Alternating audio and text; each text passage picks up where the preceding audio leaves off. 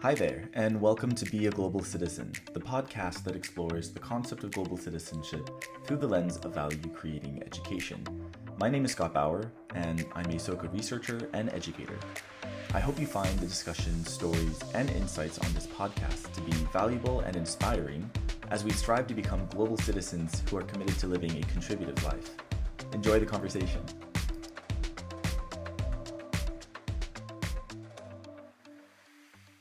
I am Rasheen Jamison-Richardson, nonprofit founder of Legacy School of Performing Arts and a current graduate of Harvard Graduate School of Education. I'm located in Florida, and I'm excited to be here today. Hi, Rasheen. Thank you so much for joining me on the podcast today, all the way from the East Coast. So we're like coast to coast having this wonderful dialogue. And also, I'm just really fascinated to learn more about your background. I know you are a seasoned educator, school leader, and you've been in the trenches yourself, and you've emerged like a phoenix, and you're doing so many amazing projects and leading initiatives to support other leaders in the education spaces to make big change. And I think this is so needed in the world that we live in. So for you to speak more about your organization, to speak more about what brought you to the work, I think this is going to be very valuable for anyone wanting to achieve whatever dreams they have, because you've lived through that, and you're doing the work and Mhm. you're doing it with a big smile and looking fabulous. Thank you. Yes. So Thank anyway, you. wanted to pass it over to you now, because it's really about your story. It's Mhm. about what events, what people's, what questions within yourself internally brought you to the work that you're currently doing. So if you would like to take us however far back about some of maybe these earlier influences, and then just catch us up to speed about, what are you currently working on? Thank you, Scott, for this opportunity to be on your platform. I will let the audience know that I'm very fond of your work and what you do as well. And it inspires me, and also to let everyone know that you will also be on my podcast with your amazing philosophy and your amazing approach to being a global citizen. And I mentioned that in the same scope of what you're asking me. That is what I do now. I've done that for a number of years, starting 25 years ago when I came into the performing arts. I have 3 degrees in music. I have studied opera. I have gone, East Coast, West Coast touring with concert choirs, then performing and all of the above. But then there was a time when my career took me into being a public school music teacher, and I will never forget it.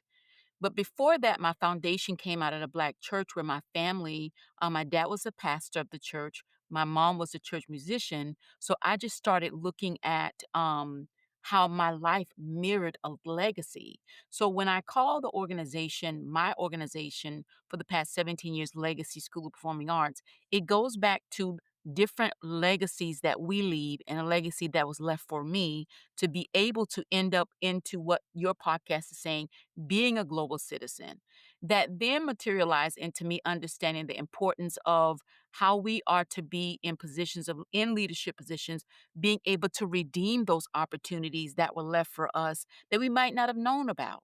So if we go back a little bit more, if my mom was the musician at the church, then I was just playing around in the back church or in the pews, not knowing one day that I would actually major in music or actually become the founder of a nonprofit that expanded to 12 locations. So it goes back to what the portion how I learned citizenship, which was when my mom and dad, it wasn't that they only preached or only played and only took care of us. And my mom and dad also had entrepreneurship and a beauty salon business and a construction company. Very small, right? But what they practiced a lot was citizenship and community. And I had no idea how much that played into you being the person and the professional you should be and how you treat people. So as I grew into my own identity, those are the elements I took with me. So if I want to be this opera singer, I want to be a kind one. If I want to be a music teacher, I needed to be a kind person. If I wanted whatever I needed to be, I really wanted it to be people oriented, people centered. So therefore, the initiatives that I worked on were social justice, health, well-being. It talked about resiliency. And so I didn't just come into music just to be a pretty face or have a beautiful sound, right? But I had to not just make money, but make a difference.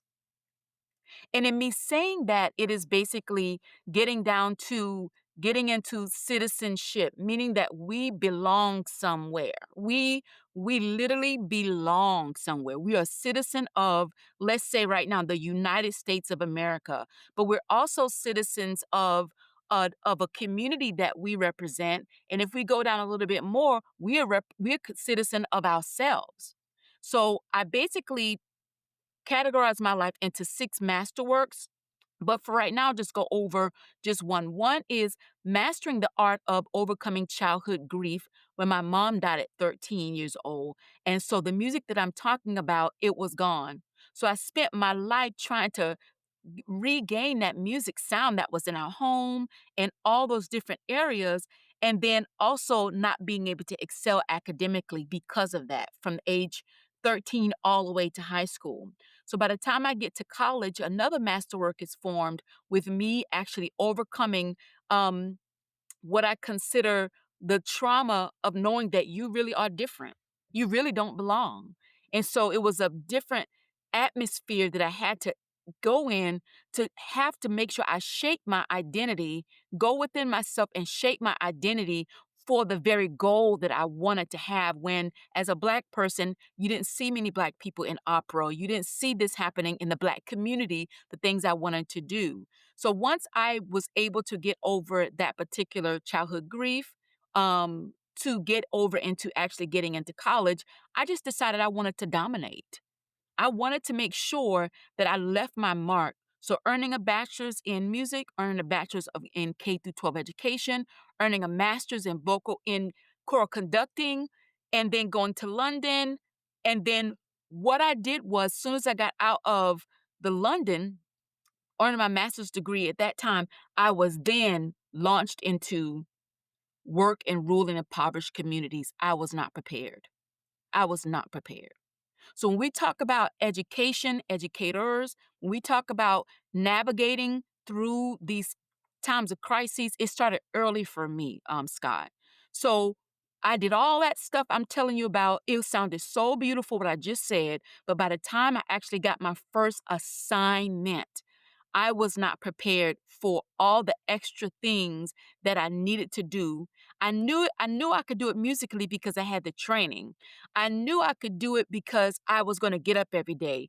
But what was tested is what kind of a citizen I would be as a teacher. Like, who are you going to be as this teacher? And so many worlds had to come together at once. But what happened next was the 2008 recession cut all the music out of schools. And so in that time frame, I was able to master that, being able to build in youth resilience. I was able to take a lot of those kids who came from troubled backgrounds to Carnegie Hall to perform 6 different languages, making sure they were able to have this access. And with children, working with them furthest from opportunity, I finally found out what it was like to give someone an opportunity that I did not have. So when my job was cut, I was left with this bug. You have got to make sure you keep the doors open so that the children's creativity does not turn into crime. So I now become a community activist in my own words, or I now become someone who's not just music minded, that's not just concerned about vocal warm ups. I was concerned about the well being of the children and families in the community. That's when I decided to take a large leap of faith and become nonprofit founder of Legacy School of Performing Arts, and that was in 2008. So that organization goes on for 10 years when another disaster struck, which was Hurricane Michael damaged the entire building. And I have been closed for the past 7 years. But what was more profound than that is as I was trying to rebuild and recover, I suffered a stroke Then, as I'm getting up from the stroke, I then suffer from what they considered rheumatoid arthritis. And it's not what they consider, it's what it is. And it tried to debilitate me, and I could not move, talk, read, write, or do anything. So by the time I met Scott last year at Harvard University, it was my first time back into the public eye. And I came back with one sound, and it is the current sound I have of redemption because you can begin again. You can live again. You must figure out a way to begin and live and find restoration in the thing that you're doing, no matter what the condition. And so that brings me current to the framework that I built at Harvard called Leadership Redemption. It is a resilience training framework that says not all leaders are created equal, and that we must find ways to find a backup generator that we can help leaders return and be restored into their work. When all else fails, you should not be one that's left out to fail. And so that's what brings me to your podcast today. The sound of redemption is all through the land as far as I'm concerned, because we have to help leaders find their way back to their purpose. Beautifully said. Thank you so much, Rasheen. I'm always in awe whenever I listen to you, and I'm so inspired because with each word that you're sharing, right, from your experience, it's backed with such conviction, right? In Mm, the people that you encountered, the feelings that you had, the moments that you experienced, everything is it's just like so imbued with these various different identities, right? The levels of like citizenship, and the fact that with all of these experiences, right, the good, the bad, the ugly, it's all being incorporated into who you are right now, this version of Rasheen. And you're also wary of like, those struggles while in many ways strengthened you. They forged you, mm, right, in the fires to become this mm, like, this like sharp sword, right? That's like mm. unbreakable. That while I'm sure you're not telling educators, okay, like with this framework, you will have no more struggles and everything will be Yes. wonderful. But you're bracing them for a difficult reality, but one in which your sword, as it's being forged in the kiln or whatever that fireplace is, it's not to like melt it, right? You're not supposed to like come out with like the damaged sword, right? The whole point is to really have this like beautiful thing to go into battle, right? Yeah. So that is really apparent in terms of like what you've went through, that you had many different struggles, but here you are so much stronger for it. And I kind of wanted to like rewind the clock a little bit because what you Okay. shared about this initial foundation of yours being in the Black church, you know I I I did not grow up in the Black church, right? But from many, like inspirational people that I've met, mentor figures that I've had, some of them having, grown up in the Black church, I'm always in awe with Mhm. specifically the oration. I just love how they're able to convey their words, the kind of, it's musical, it's Mhm. coming from the depths of their soul.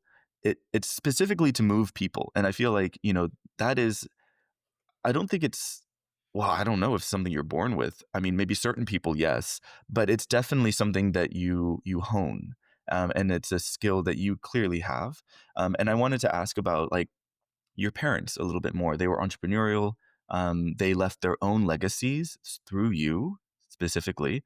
But could you maybe speak to like what were some of like the deeper values that they carried with them as they were leading the church sermon, or as they were carrying out business dealings with construction workers or the Mhm. salon? Because I know that kindness was something that emerged that you Yeah. articulated. Is that Yeah. the same word that they articulated, or was there a way with which they conveyed that as a life lesson for you and the family that really struck you? I don't know if there's a specific memory that comes up from that, but I'm just curious because clearly they were very influential in you early on, and still to this day, right? Even Mhm. even with your mom passing away at a very young age, she still lives in your memories and it's Yeah. close to your heart. So yeah, would love to hear a little bit more about your Yeah. parents, if that's okay. Thank you, Scott, and thank you for your interest in that particular question.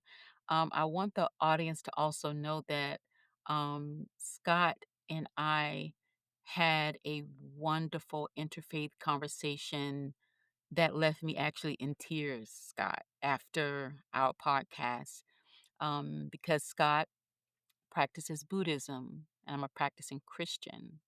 And the beauty of being able to have these types of dialogues, it is to die for. So as anyone's listening, I just really encourage you to me and Scott are modeling it, and it's very critical that we do that. That's one of the things my framework does.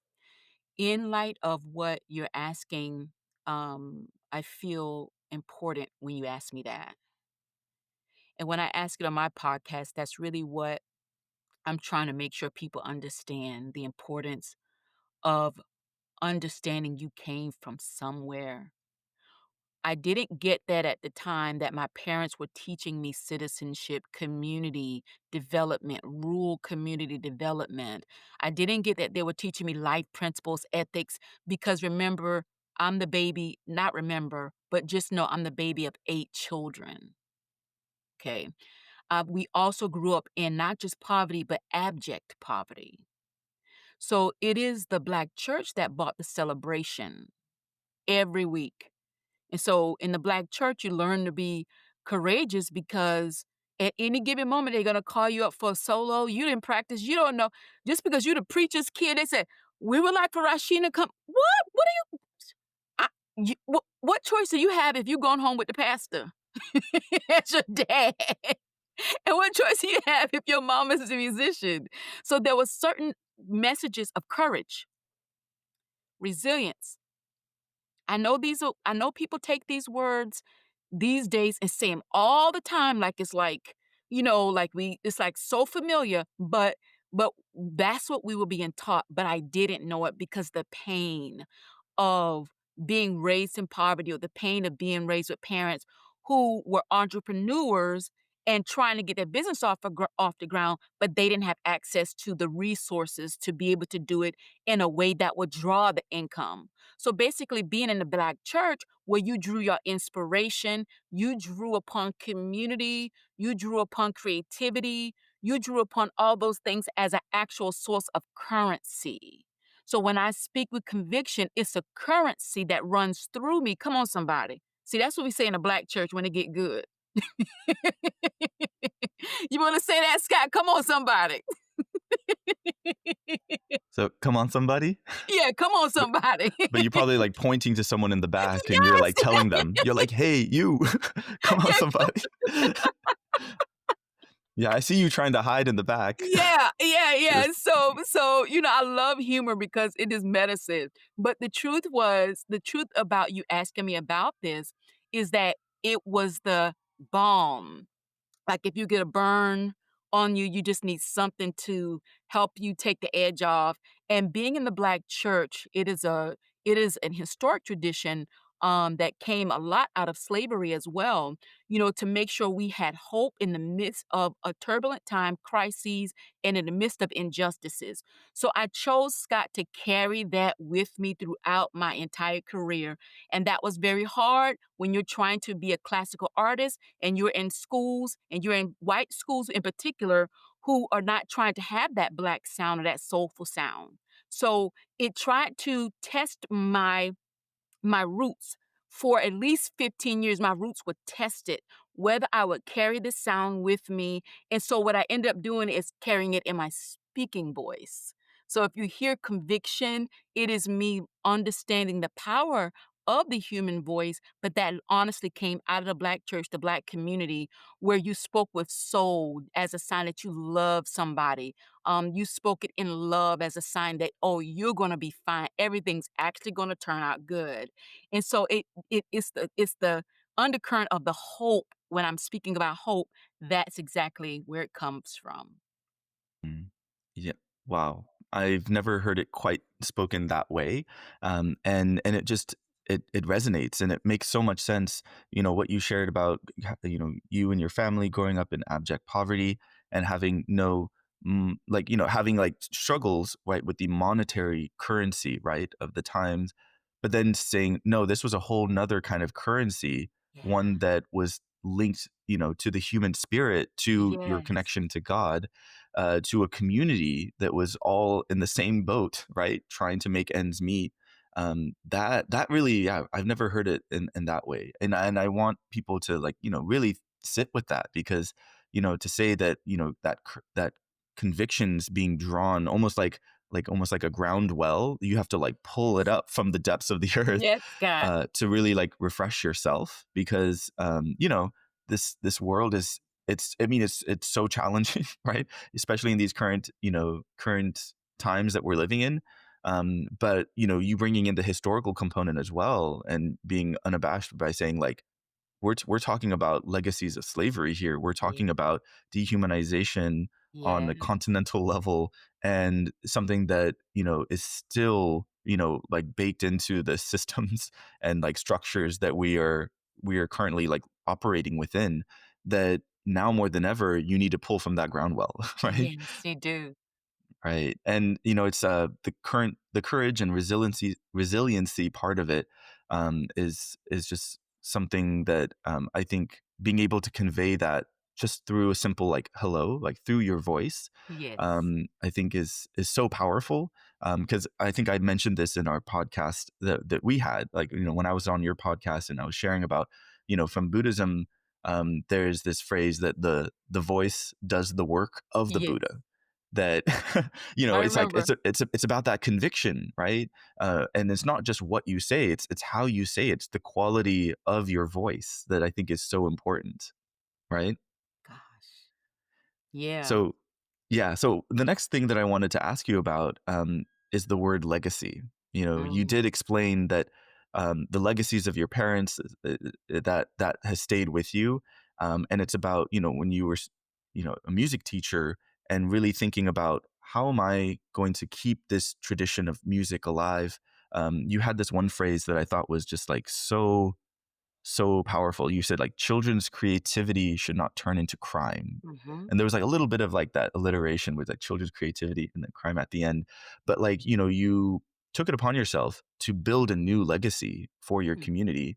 So legacy, is very, there's a lot of meaning packed into that. And I was hoping if you could maybe like unpack some of that for us a little bit, because, I know that there are, it's definitely like there's like the DNA of your parents and how they Mhm. raised you there. There's the DNA of your community and what you were grappling with at that time. And then there was like the wider kind of societal stuff happening that was kind of prompting you, right? With natural disasters, with economic, downfall and like the recession. But the word legacy, it feels to me like this beacon of light, right? It's this Yes. sense of hope that you wanted to institutionalize, right, through a Mhm. nonprofit. So could you speak a little bit on what does legacy really mean to you right now? Because that's what's spurring you on, and to Yes. kind of further, even after you everything had like burned to the ground, Yeah. and then you emerged a phoenix. But Yes. Come on, now, Scott. like, yeah, what does this word legacy really mean to you? And yeah, I just love to hear that. Um, the word, the L in legacy, I want people to know, for me, means landscape. It's the landscape. So just like you're in the yard and you have a landscape, or if we were at Harvard, we're on their landscape. Landscape in that there is a path that has been placed before you. You are walking on a landscape that no matter where we are in life, you didn't get there by yourself. And whereas I like to wake up and say invented the word redemption, no, I am reauthoring the word to meet the needs of what it is today. But that's an age old word from the landscape of faith and religion. So when it comes to the word legacy, I can't talk about it without talking about the history, the landscape that was built for me to be able to walk. I have a godmother who's also what I consider my spiritual mother, or what my colleague calls a chosen family. And she says that your parents, they went through the forest and knocked down all the trees so you can run through the forest. but someone knocked down the trees. That's what legacy is to me. So looking at what my parents had done, were not able to do it with a lot of money. They were not able to do it with a lot of support. They were not a I'm talking about support in terms of what we talk about today, like the opportunities I have today. My parents didn't have those opportunities to have a business plan or to have a strategic plan or for anybody to even have a degree, okay? Yeah, my parents were educated in their own way. My dad did go to college, mom did too, but I'm talking about to opportunities we have, Scott, and you and I have talked on our podcast together how our parents didn't have certain opportunities that we have. So legacy is the landscape by which we have now been giving. So the question is, what are you going to do with it when it's your turn? So when it came my turn, I wanted to make sure I built a nonprofit organization in a small rural community just like the one my mom and dad had the black church in, had the beauty salons in, had the construction company in. So when my organization crumbled, that's what I felt crumble, a legacy. You see? So then it goes to now, what happens now when you get beyond that? A legacy is not in a building, it's actually inside of you and it's actually embedded into the work. So the legacy that I really have left was making sure I extended the opportunity that was given to me and advanced it to where the property, we were property owners, mom and dad rented, or they did church out of the house, or they did hair out of the house. You see? So not only that, so when I built Legacy, we not just had that property, we expanded it to 12 locations. So when disaster struck, you see, it's not just one thing that happens. A legacy means that it's not just a word that I want to make sure our audience understand. It's not just a word. It's a landscape that either was bombed or something has happened and it's touched that legacy. Or what we can do in our own power and our own control, the things that we actually can control, right, is build upon it as we can with what we actually have, which is what your parents did when you were talking about your mom and dad, which is what my parents did with what they had. They actually begin to build a legacy. And then we're not building it just in vain. We're building it to lead back here. So Scott, that's what made me sad. I felt like when hurricane damage and when I went down with a stroke for 7 years, I disappointed somebody. I felt like, "Oh, well, what happened to it?" And so the renewal was that it's inside of me, and that's the part I was ignoring about my legacy. I did it for this person behind me, which is my parents. I did it for the people that's in front of me, the students, the teachers, but now this leg of the race is Rasheen. You have a personal legacy, and that's what brings me here to you today. Beautiful. Wow. No, that last piece was amazing. And it was like creating this image, wait, the imagery that you've already established for us with the landscape, right? Like, physical ground, the pathway emerging before us, recognizing the efforts from previous generations, like our parents that like did the work for us. All of that, I think is just so, so valuable. People like need to understand that's what we're walking into. That's history, right? That's Yeah. like here, right before us. But at the very end, it sounded like you were describing almost like a track race, There's a Oh, baton that's being passed from one person to the next to the next.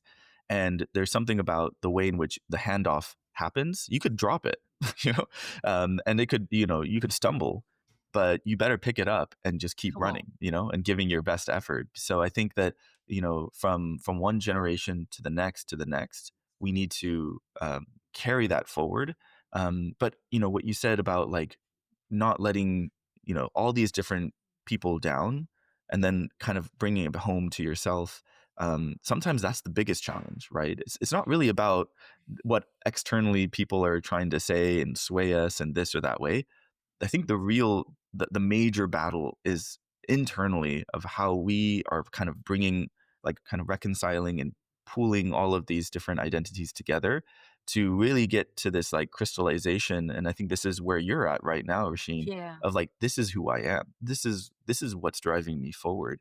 And then if I can offer like one more kind of like maybe like thought provoking kind of phrase that I think really bodes well with everything that you've shared, because I think, when you say legacy and the way you've described it, um, it's definitely like of what's come from the past and then how you're building upon it now. That's the pathway, right? That's Mhm. the walking through the cleared trees and seeing what emerges.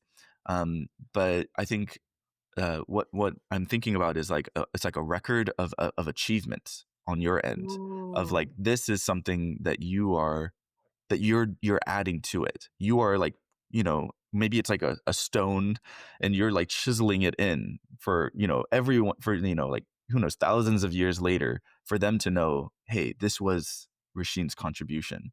So recognizing that like, yeah, like you can be clearing trees in a forest, but like actually what you're doing on a deeper level is you're engraving, you know, that's like the blood, sweat, and tears of your efforts. You're engraving that for like posterity and saying, this is this is me, and then these are all the people that are coming with me, you know?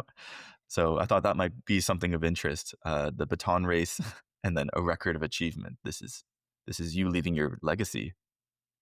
This is beautiful, Scott, and I love the way your podcast is feeding me, actually. My podcast is The Table of Redemption, but your meal is a meal that is is kinda like, for me, just a coffee or a soup, and it's not meant to be bulky and gulp down, like, it's meant to be for me, my session with you is called food for thought. You just helped me turn the corner in my mind when you said the relay, which I love track and field. You didn't know that. I was just watching, that relay yesterday, actually. Okay, but then when you talked about the engraving, I've never once looked at it or did that, but that's exactly what I never looked at it as that's what I did, but that is actually what my work does. It anchors. It literally settles. And the biggest part that you said was the biggest part you said was the hardest part is doing it for yourself. So then what you just did for me is help me lift the weight off of what I did or did not do. And now what my podcast does is reauthor to say, I engraved in the stump of that forest that was cut down by my previous generation and the trees I turned around and cut down for other people so they can run. Now I'm left with looking at a legacy where through my blood, sweat, and tears and the combination of what others have done is my own stamp that I left in the earth. You may never know how much that advanced me internally and gave a lot of credence to what I've always felt I've done, but never was able to like label it in that way. So I want to thank you for offering that. That was very powerful for me to hear that from you. No, thank you, Rasheen. This space. I mean, it's for you, right?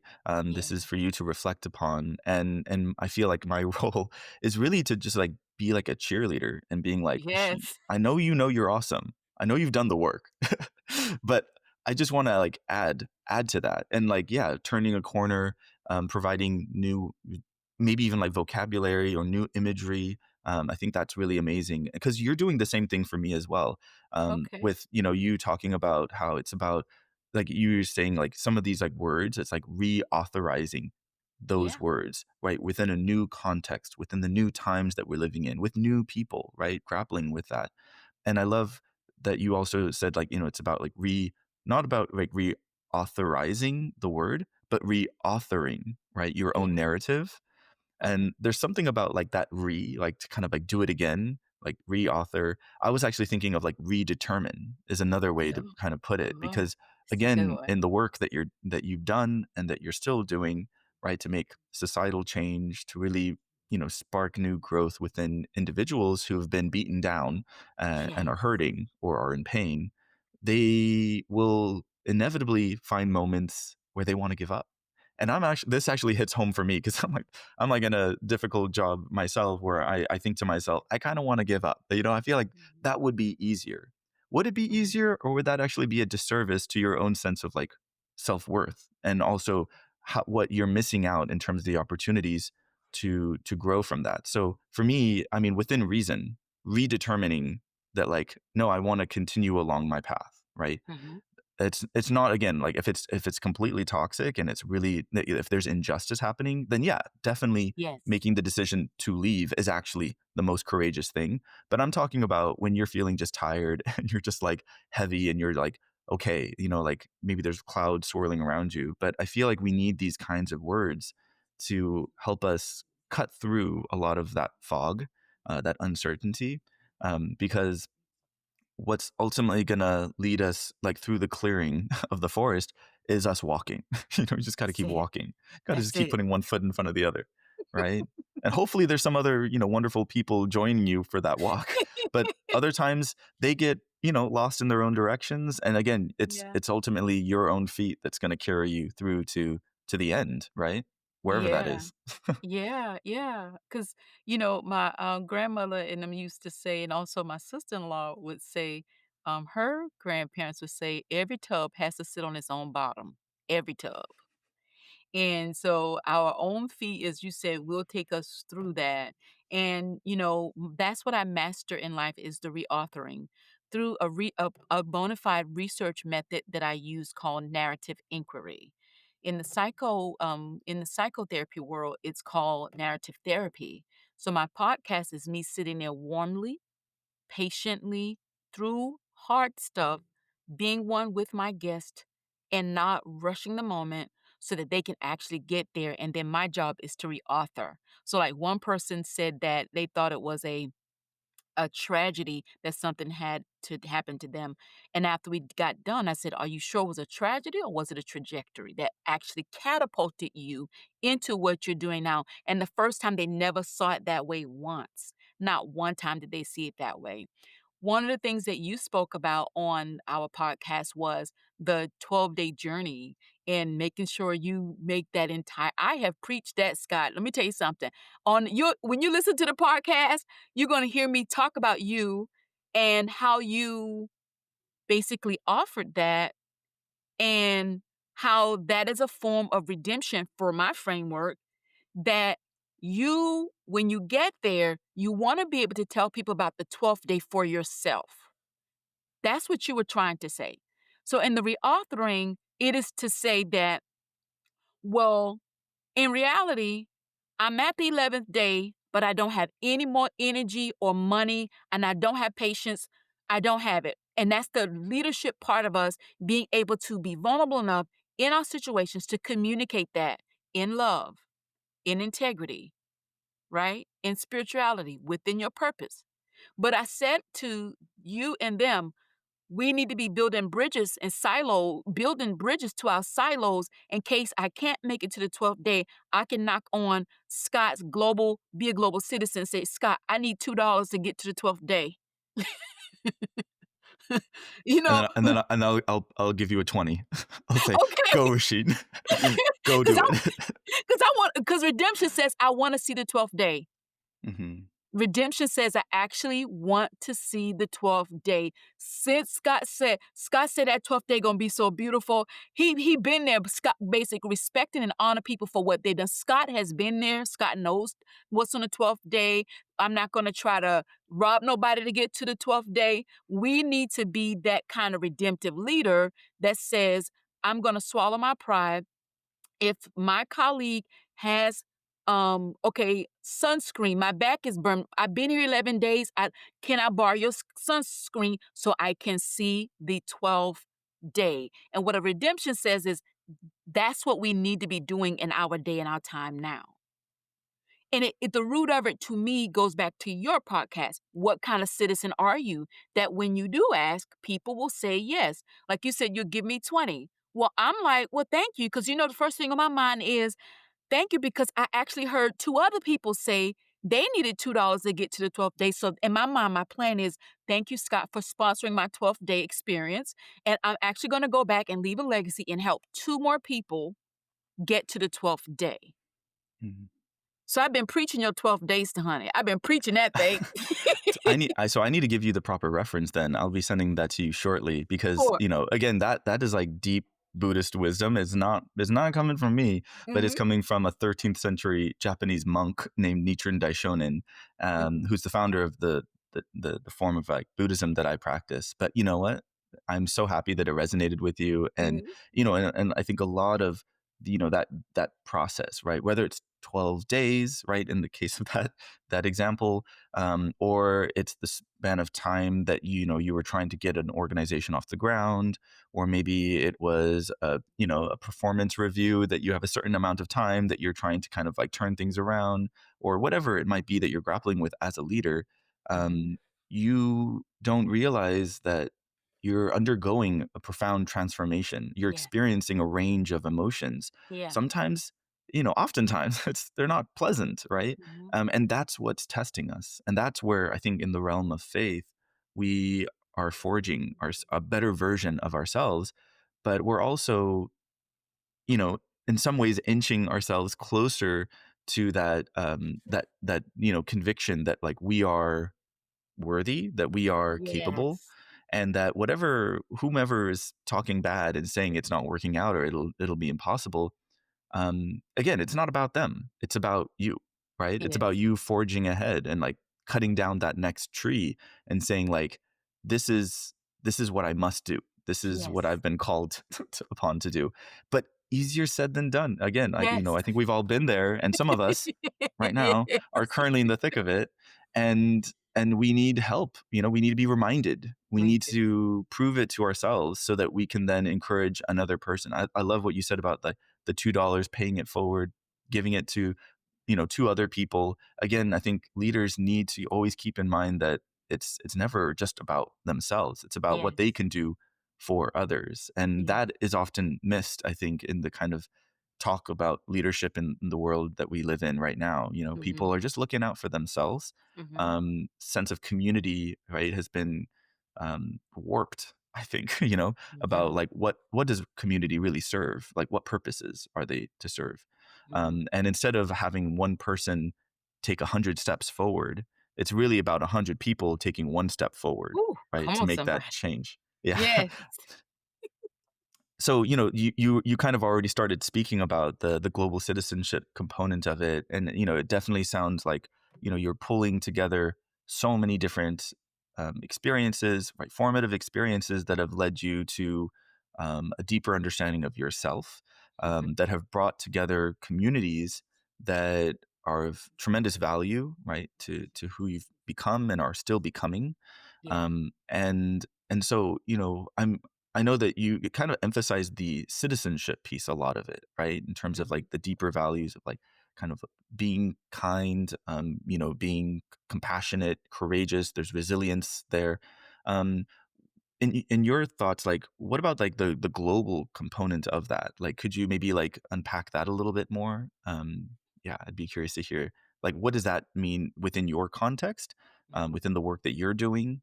Why is that something that we should be? Because like we look at the news and there's enough for us to just think, oh man, the U.S. like we got enough problems here. But then there's also a lot of other things going on all around the world. Is it just about bandwidth? Is that what we're talking about? How do we make these important linkages between what's happening here and now in this geographic place, and then what's happening far off, thousands of miles away, the completely different group of people that we've never actually met before? Like, how do you reconcile between that? And then maybe how does yeah, I mean, I would imagine there's probably a spiritual kind of component that brings together a lot of that. But I'd love to hear, like, yeah, what are your thoughts about the global side of global citizenship? Thank you for asking me that. The global side is that for me, if you have not well, in the Christian faith, the scripture says charity begins at home. Charity means love. That if you yourself are not having the charitable heart for your home, for your life, and regard for your own human life, it is very difficult to expand that on a global context. So much of what I talk about is rooted in a self that then is able to now be expanded and strong enough to take it globally. When I think of global, I think of strength. I think of levels of expansion that goes along with the message that you have that has been fortified. And you said the other word before, forged in a particular dirge or grit or a particular suffering or what I call crucible moments that makes it strong enough to spread it globally. Because when you spread it globally, you're going to have people what I call different from me. And that's where you're going to be challenged. Going global means you're willing to be different. You're willing to expand in a different you have to be willing. There's no way you could be a global citizen and you only want to do things the way you do it in Florida or the only way your grandma and them did it when you was growing up and you only can do it the way we did it when we was 10 years old or 100 years old. No, global means you are willing to die to your own particular way of doing, seeing, being in order to reach someone else who may need what you have, but it's in a different way. The biggest example I have is my level of research and my level of ingredient. I've worked so hard at the sound, the look, the way I design, the curriculum. I've been working at what I do for 20 years. So, but if I took it globally, I need to worry about the palate of those who may be in need of what I have, but they have not, they need to know how to digest it. So growing globally means that you're willing to do those things. You're willing to meet people where they are for who they are. Going global means that actually care. I don't watch CNN and just say, well, I wonder why, they only why are we talking about that? We in the United States, they should put that money here. Not when I see someone else in war. I can't. I can't. And so globally means that I took the thing that I have been working on or the person I am, and I'm actually going to loan it out, parcel it out to someone else can take it and do what they want to do to meet their needs. And I'm not going to get attitude about it. I'm not going to lose sleep about it, and I'm not going to lose my soul over it.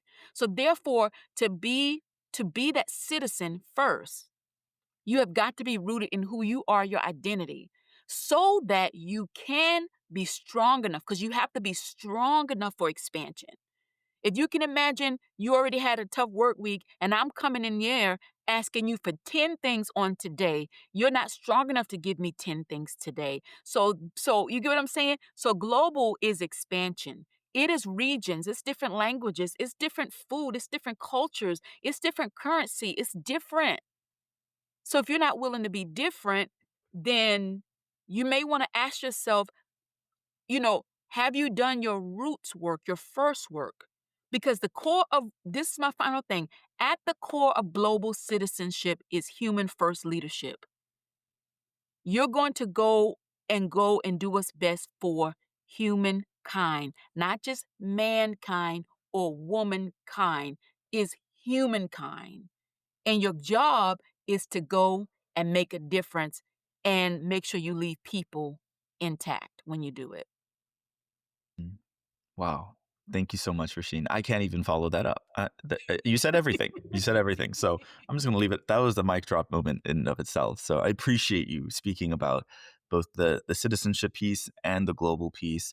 They are just interconnected in a way that you can't separate, and especially it's beyond just yourself, right? It's Yeah. like valuing, anchoring, rooting yourself. There's this expansion that comes, but also this, I think, this feeling of like greater goodwill and affinity for just all of humanity, right? There's so many differences that abound, but we need to lean into that to truly understand like what at its essence like empathy really means, right? What does it Yes. really mean to love thy neighbor, right? Yes. Yes. So and for us in Buddhism, it's like what does it truly mean to see another person as a Buddha, to recognize ourselves as a Buddha with that inherent capacity, that we all are born with, but we say like to greet from afar, someone with the same respect and reverence that you would the original Buddha, right? Oh, Someone from a distance on a hilltop, and you're just like, I don't even know who that is, but they're a Buddha. So there's this yes. incredible equality that comes from just really valuing all of humanity. But it starts with yourself, like you Yeah. said. So wow. this is just there's been a lot of food for thought, that's for sure. And actually, when I was on your podcast, we spoke for like 2 hours, Mhm, easy. It was mhm, joyful through and through, and the same. I can say is the same for what we just had in these past 50 minutes that mhm. we've been together. But we are coming to the end, unfortunately. I mean, there's no real end, right? The work will continue long after this is It will. recorded, Uh-huh. but this has been amazing to just hold this space with you, Rasheen, and to learn about your passion, right, and the legacy that you've built, that you are continuing to build, and then this vision, right, for like Yes. what is to come. So, I wanted to now ask last question: book, movie recommendation, anything you'd like to share with the listeners. Yes, my favorite book I wanna share is Necessary Endings, and I wanna say the author is Henry Cloud. I cannot remember his actual last name right now, but I know the name of the book because it's the only one like it. Necessary Endings. It talks about how to end things well and how to make sure you're positioning yourself for the next season. And you're not having any layover or holdover or regrets. Basically, the book talks about how to make sure you live without regrets. I love that. That's so important, right? Because ultimately, from what I'm getting, like how to end things well basically means you got to be victorious. Yeah. Yes. Whatever that means, right? It does not necessarily mean you're just like knocking it out of the park and everyone is just like loving that. But like, what is it that you're challenging and grappling with? And what is prompting you to like now kind of move into that next chapter? So, and then I also think, I don't know where this came from. It might have been Dr. Scott, but I think it was Dr. Scott. A lot of the wise things that come from my time at Hugsy at Harvard, I think emanate from him. Shout out to Dr. Scott if you're listening. But Mhm. he did talk about like a good leader knows when to leave, right? Ooh, Um, right, and so you gotta have that wisdom, you gotta have that discernment, and you gotta have that courage. And I think, that is a great book yeah. recommendation. His name There is yeah. actually Dr. Henry Cloud, so I got that right. Okay. Dr. Henry Cloud. It's a book that I read while I was recovering through disaster and could not actually Mm. let go because your mind is telling you because your mind is only halfway through the battle. You know what happened to you, you know what was before you walked into this new relationship, this new job, this new incident, or Mhm. this accident. You know all of that, but in order to get to the next level, it's necessary that you end that kind of talk. The book doesn't Mhm. say what I'm saying exactly. I am summarizing what I got from the book to help me heal, but it is a book I recommend everywhere I go. Dr. Henry Cloud, Necessary Endings. And the reason why there are many people who are not making progress because they don't know how to end it well. They don't. They want to go on for that one last ditch effort.